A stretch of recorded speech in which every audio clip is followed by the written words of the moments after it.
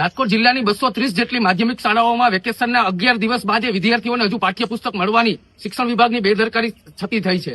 વિદ્યાર્થીઓને અત્યારે ઈ એજ્યુકેશન એટલે પ્રોજેક્ટરથી વિદ્યાર્થીઓને અભ્યાસ કરવા માટે શિક્ષકો મજબૂર બન્યા છે.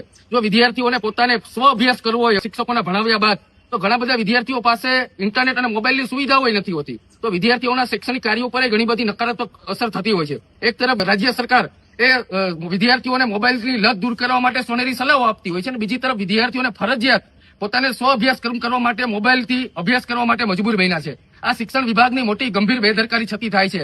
રાજ્ય સરકારના શિક્ષણ વિભાગને સૌ ખ્યાલ હોય છે કે જ્યારે વેકેશન ખુલે ત્યારે શૈક્ષણિક કાર્ય શરૂ થાય છે, તેમ છતાંય વિદ્યાર્થીઓને પાઠ્યપુસ્તક દર વર્ષે આને નથી મળવાની સ્થિતિ દર વર્ષે ઉભી થાય છે. તો આમાં શિક્ષણ વિભાગે જવાબદારી જેની હોય એની નક્કી કરવી પડે ને એની ઉપર પગલાં ભરવા જોઈએ. વિદ્યાર્થીઓને એક તરફ તમે ગુજરાત મોડેલના શિક્ષણની તંત્રની વાત કરી રહ્યા છો, બીજી તરફ વિદ્યાર્થીઓને ફરજિયાત પોતાના મોબાઈલમાંથી સ્વ શિક્ષણ મેળવવા માટે પોતાનો પિતાનો અથવા તો વાલીનો મોબાઈલ અભ્યાસ કરવા માટે મજબૂર બનવું પડશે. રાજ્ય સરકારના ગુજરાત મોડેલની આ નરી વાસ્તવિકતા છે.